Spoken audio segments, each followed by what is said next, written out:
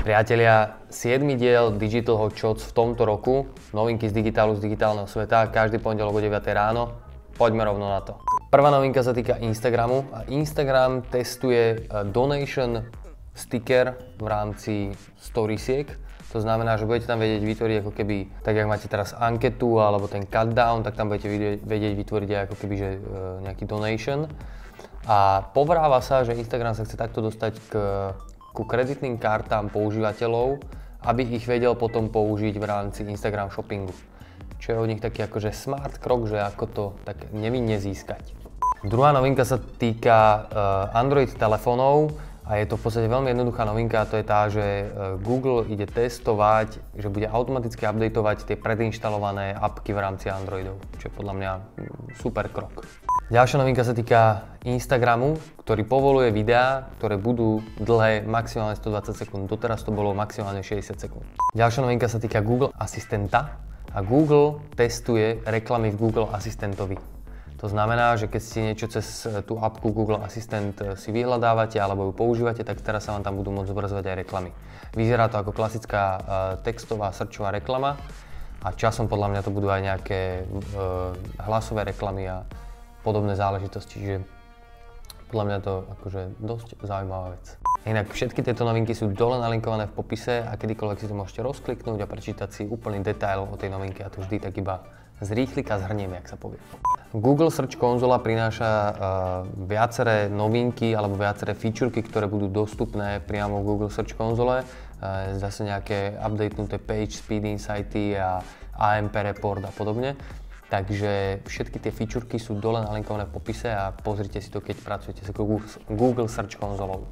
Veľmi rýchla novinka, .dev domény už sú dostupné pre všetkých. Čiže si spravte samsidigital.dev, kde budete mať developerské projekty. Napríklad, viete, beta verziu developerských projektov. Možno ste zachytili, v poslednej dobe sa viackrát riešilo, že Mastercard rebranduje a v podstate ako keby zjednodušuje svoje logo. Prednedávnom bola informácia, že dáva preč ten názov Mastercard a že ostávajú iba tie dva kruhy, lebo bola nejaká 80% rozpoznateľnosť značky. Rebranduje to inak brutálne štúdio grafické Pentagram. A teraz je novinka, že pridali k svojej značke aj zvukovú identitu. To znamená, že si pridali takú zvučku, lebo ľudia v Mastercarde veria tomu, že hlasové ako keby voiceové služby budú stále rásť a budú brutálne rásť a preto chcú mať oni ako keby aj nejakú hlasovú identitu, ktorú budeme vedieť rozpoznať tak, jak vieme rozpoznať teraz grafických logo. Podľa mňa je to, že extrémne progresívny krok. Ďalšia novinka sa týka, respektíve to nie je novinka, to je také akože pochovanie jednej featureky Instagramovej School Communities, ktorých sme sa na Slovensku ani nedočkali, ale v Amerike boli testované a končia, neboli využívané s najväčšou pravdepodobnosťou.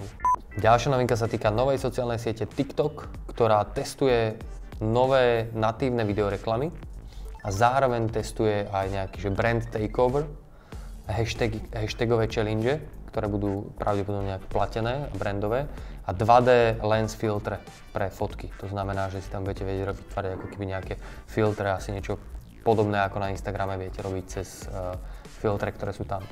Čiže o TikToku sa v poslednej dobe píše stále viac a viac a viac.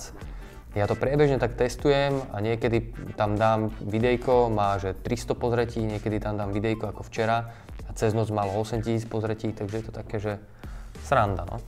Zatiaľ je tam väčšinou mladý obsah, alebo obsah od mladých ľudí, ktorému moc nerozumiem, ale určite to treba sledovať. Novinka, ktorá sa týka Google Map, ponovom budete vedieť dať follow konkrétnemu podniku a budete vidieť aktuálne nejaké zmeny v rámci toho podniku v otváracích hodinách, keď dajú nejakú informáciu alebo niečo. V tejto novinke bolo písané, že od dnes, čiže vy keď to pozeráte, tak asi 2-3 dní dozadu. A my keď sme to testovali teraz, tak to ešte nefungovalo. Ale možno už nám to bude fungovať všetkým teraz. Gmail appka na Androide má nový zlat, viete si tam dať ten kompaktný mód a tie 3 módy si tam viete prepínať, tak je to tu napísané. A mne sa to dneska zobrazilo aj na iPhone, čiže ja som si to hneď prepol do toho kompaktného módu. Samozrejme aj tento týždeň máme novinku od Marketeris, prvého curated marketingového portálu na Slovensku. A bola to kampaň Unileveru, ktorá prebiehala počas Valentína.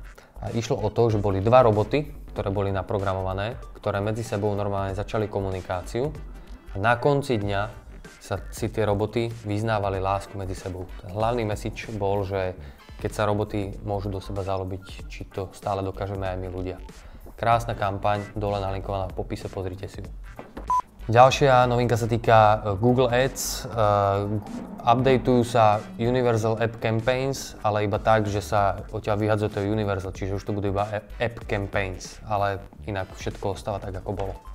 A ešte ďalšia novinka, ktorá sa týka Google Ads, reporty, ktoré ste mali teraz v tej hornej lište, tak sa vám teraz posúvajú do tej nižšej lišty, kde si nastavujete aj stĺpce, takže to máte ako keby tak viac po ruke a nie je to tak od veci asi, aby to ľudia viacej začali využívať.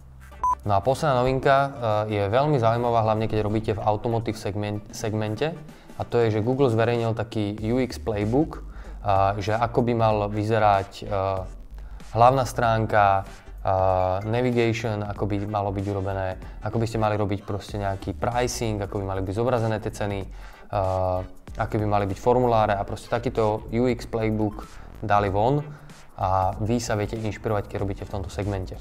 OK, priatelia, ďakujem, toto boli 7 Digital Chats v tomto roku. A každý týždeň v pondelok o 9 ráno na tomto YouTube kanáli dávame takéto novinky z digitálu. Dajte túto lajčik a subscribe ideálne, aby vám neušli aj budúce novinky. Vidíme sa o týždeň, čaute.